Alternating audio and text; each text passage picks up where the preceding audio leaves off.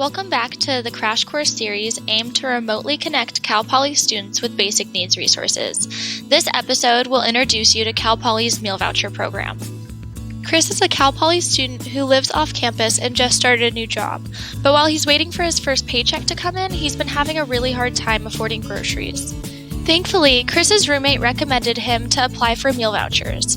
The meal voucher program is offered by the Dean of Students and provides eligible students with access to free meals at 805 Kitchen and at other on-campus dining facilities. Students can apply to the meal voucher program online at basicneeds.calpoly.edu/mealvoucher.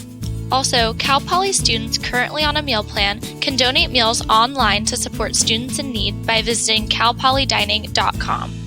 For more information on Cal Poly's resources, visit basicneeds.calpoly.edu and click the link to continue watching the next Crash Course video on food distribution sites in San Luis Obispo.